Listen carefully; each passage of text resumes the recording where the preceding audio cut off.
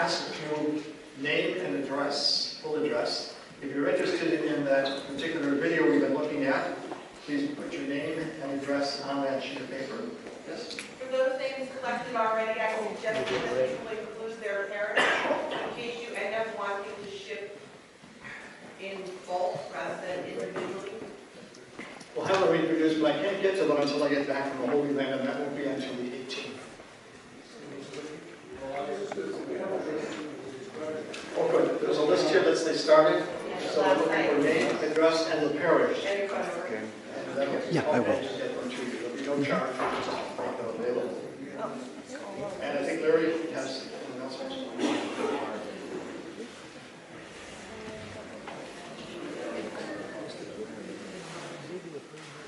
I don't want you to hear my bones, so I do this at the parish every once in a while. Some more things about the Epiphany party. I forgot to mention that, I think it's in the announcement, but Mass is at 5 o'clock. We will be vesting the deacons, and the wives will be processing in with their husbands. It's an international theme, and by that we mean, sorry my voice is going out, so I'll speak up a little bit. By that I mean that after the Mass, if you have some international clothing you would like to wear, feel free to bring that to the reception party afterwards. And if you have a dessert that you'd like to bring, that goes along with your country, your background, whatever you'd like it to be, feel free to do that. Bring that. Or if you'd like to stop by Safeway or Costco and you want to bring some bring that also.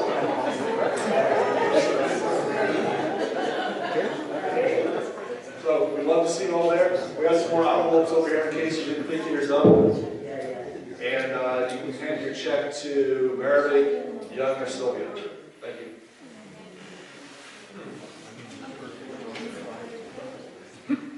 Somehow in preparation for this particular series of retreats for deacons in this 2013 year, Bill Dyer picked the theme of John 23rd. It's appropriate for several reasons. One, because we are celebrating the 50th anniversary of the Second Vatican Council. We're celebrating the 50th anniversary of Pacem Terris, his great encyclical on peace in the world. And also because, as I had suggested, it was through the continuance of that council with Paul VI that your own ministry as ordained deacons took focus and actually became part of the life of the Catholic community. And now at this point in time, almost every diocese, there's still one diocese in the United States that doesn't have the permanent diaconate. And that's by choice, not only of the bishop, but of the community of faith that makes up that diocese. They've had long discussions about it. And anyways, also the reality of the diaconate being worldwide. I think the closest we got to a celebration of the universality of the diaconate was during the Jubilee year, when John Paul II convoked deacons for a special liturgy at St. Peter's. So all of these particular realities indicate the strength of your ministry, the engagement of your ministry, the translation of your ministry into the life of the parish and the life of the people of God. Some of you are, I hate to use the word pioneers, or sometimes we use, I'm in the first class, as if everything else was 20th or 50th class. You're all first class. But the reality that I put before you is to give God praise and make your life a praise to God for the reality of your vocation. And even as it unfolds, it's going to unfold in lots of different ways, and you become more of the person God made you to be as that experience continues to unfold. I thought it would be good, however, to get ourselves into a perspective. We've been talking about John 23rd, and we pick him up as he becomes Pope. But he also has that great contribution of putting into form what we refer to as the Second Vatican Council. So I'd like to share a little video, it's about 28 minutes in length, which kind of gives us a little bit of a background to the reality of that council, but more importantly, it will give you some insights, I think, into the making and reality of that experience.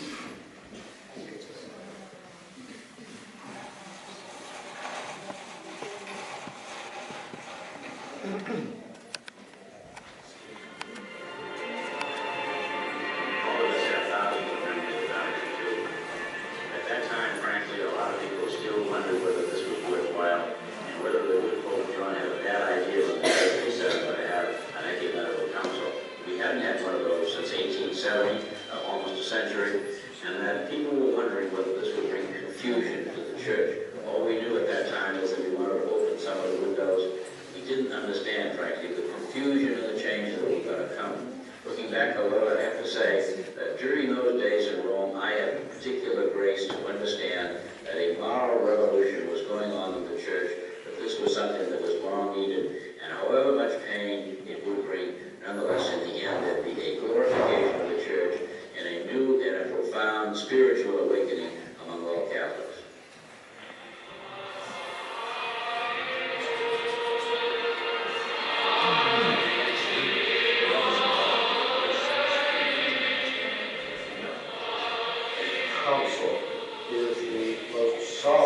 time of assembly that the church knows and experiences.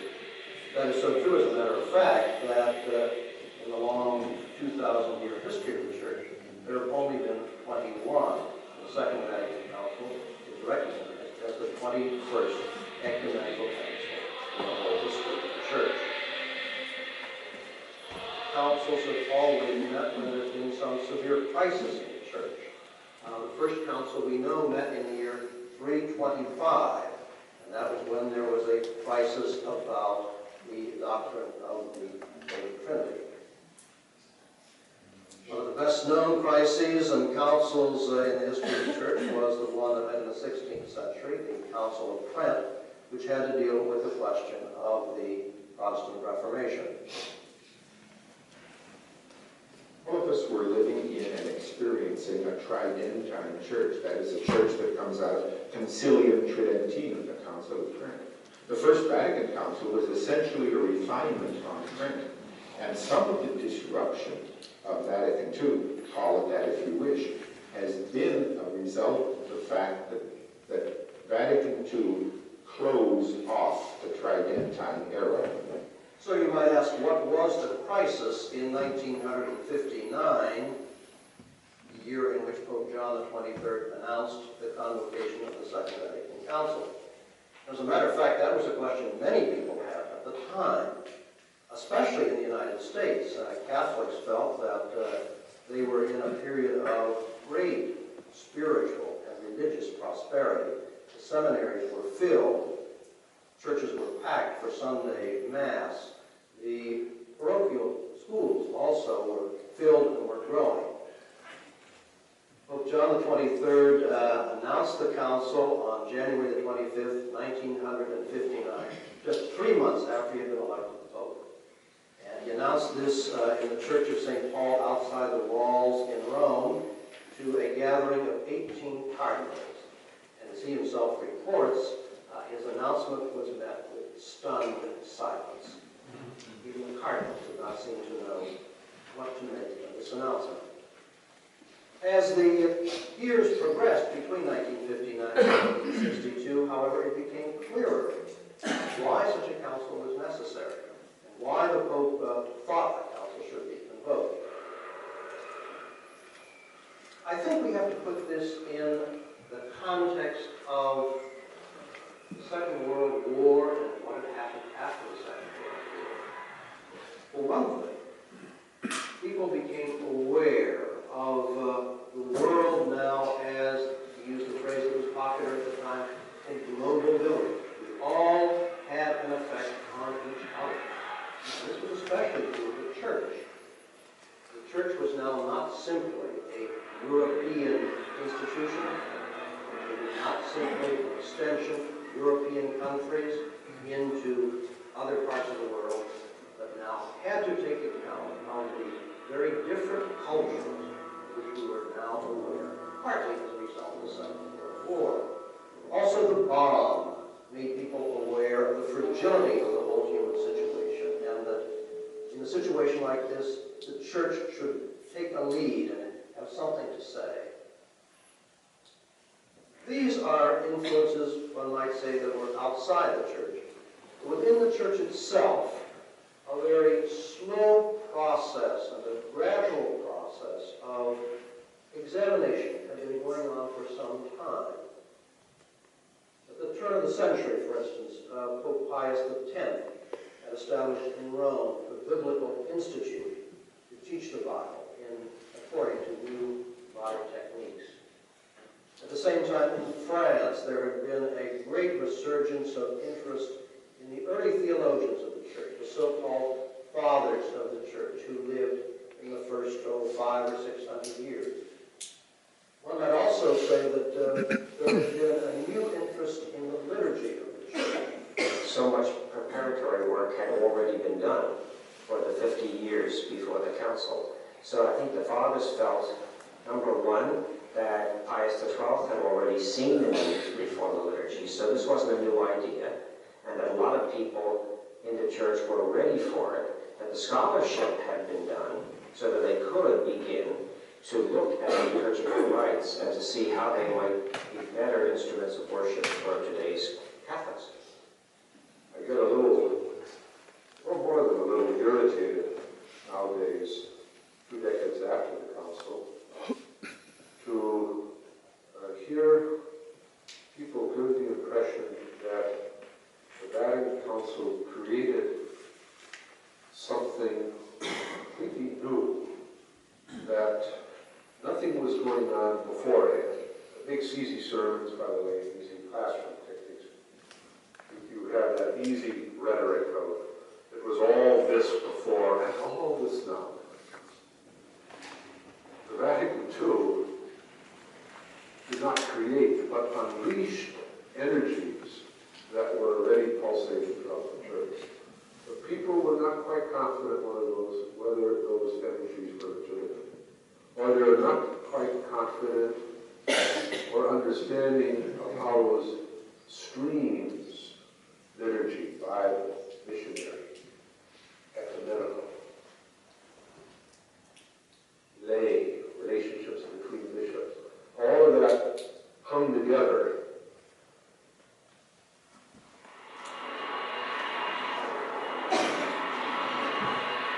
The word that Pope John used to describe the council was an Italian word. That word was aggiornamento, which means updating, putting the church in touch with what's going on today. Not that the substance of what the church believes and teaches would change, but that it would be more intelligible and more acceptable to people out there. In terms of the makeup of the council, if you compare it with Vatican I, it's strikingly different. I believe at Vatican I there were only 700 or 800 bishops, and probably 3/4 of them or 4/5 of them were from Europe. The rest probably were from North America, maybe a few from South America. Whereas this council, we have 2,500 bishops coming from all over the world, perhaps close to 100 countries. You know, the young churches, as we sometimes call them, really, speaking up, making their presence felt. Vatican II really picked up and exemplified, activated the implications of what you mean by an ecumenical council. Ecumenical means worldwide, and for the very first time in the history of the church, we had participating in that council bishops from the whole church, from all of the continents, from the whole world. And we had there as participants, as observers, unfortunately not yet full participants, members of the other Christian communities who themselves also know and love and follow Jesus. The most significant effect of the council and the enormous coverage of the council was an opening up to a much greater freedom of discussion. I think the media realized, the Catholic media particularly realized, as the council went on, that there were significant differences within the Catholic community and within the body of bishops itself, that these were being openly discussed at the council, and therefore it was time for the press to discuss them openly. So a much greater freedom, I think, a greater willingness to look at the church as an institution which was not monolithic, which had honest and legitimate differences of opinion, which were openly and sometimes heatedly debated in the council, and therefore it was the responsibility of the press to report them. And I think to some extent that's continued. My first assignment in Cardinal Mayo was to read through 15 thick volumes, over 9,500 pages, I recall, of wishes and desires that were submitted to the council upon request from the Vatican. Each bishop in the world was asked to say, what do you want the council to do? Each religious community of men, today they're going to get away with sales from women. Each faculty of Catholic theology or canon law was about 200 of them. Each office of the Roman Curia was forced to sit down, what do we want the council to be? Because I read every line and got the whole kind of feel. I would say at the end of that, and the few others that had gone through that same exercise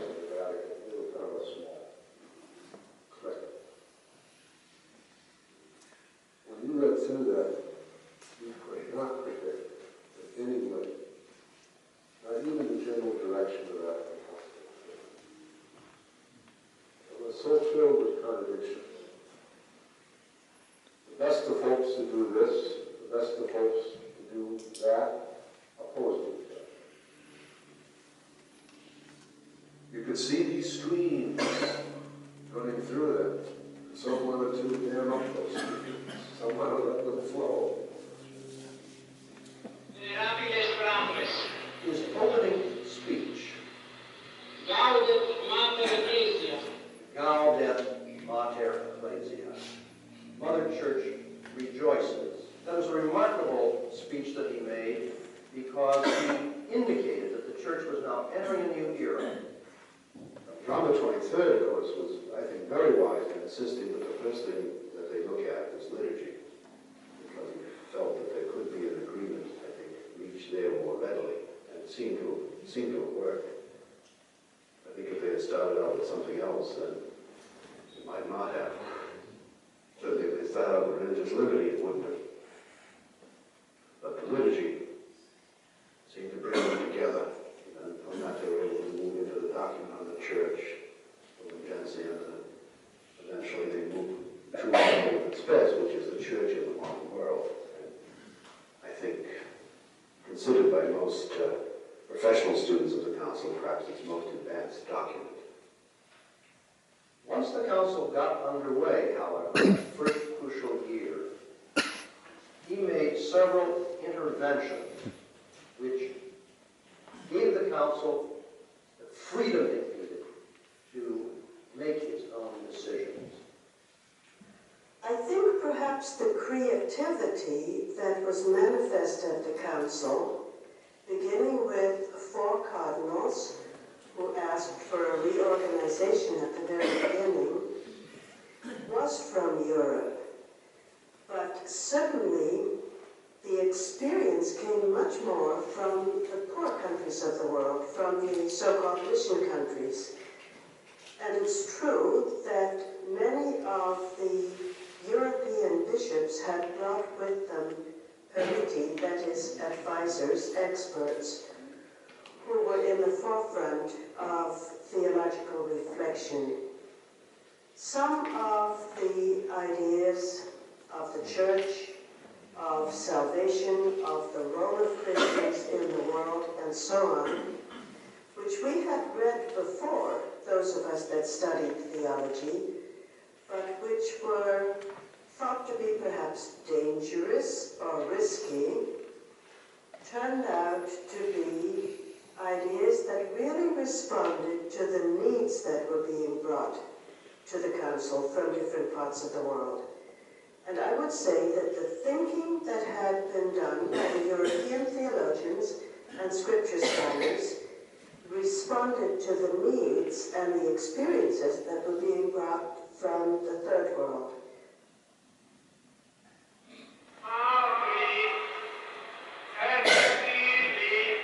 This was a 78-year-old Pope who was elected as a transition person after the long reign of Pius XII. Someone who wouldn't rock the boat until we figured out who was the real long-life successor. Everyone said that. A 70-year-old was supposed to keep the boat still, calling for a council, and claiming its main theme should be aggiornamento, the Italian word for bringing the church up to date, which meant the church was not up to date in all respects, which in itself was a dirty expression to use. Calling a 78-year-old person who no longer was even teaching, he was retired. They lived very, very simply in 2 rooms in the Brazilian college. He liked to be around the young seminarians and chosen them among Brazilians. Not Germans, not Jesuits, not even Europeans, Brazilian students. Drags this guy out of retirement who's writing his own meditations and says, head up to secretariat. So those 2 old men pulled off quite a stunt.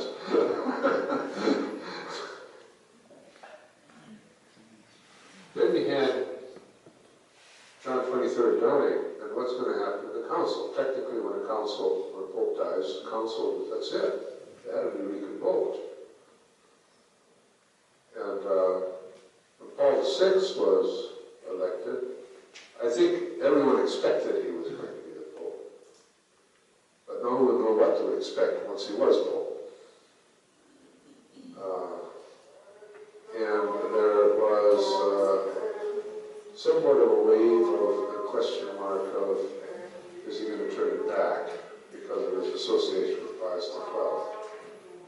Now, even when one says that, one doesn't realize you couldn't have Second Vatican Council without Pius XII, because these great encyclicals that he had given had already affirmed the main direction of the biblical renewal, all of his talks calling for the lay Congress and all that, so it wasn't like he was a big blank. But still, you had that, who is he, and not everyone was in the know. And can anyone replace John the 23rd? No, they couldn't. That's not the point. Paul VI could not have given the Spirit, I don't think would have convoked the council. Right. Could not have given the Spirit that John the 23rd did, before it even began. Could not have given that original spurt of energy from at the opening address to the council. But I'm equally convinced that John the 23rd could not have pulled it off the way Paul VI did. This was for me a very sublime experience, not only in the sense of meeting bishops from all over the world, over 2,000, getting to know many of them, and to share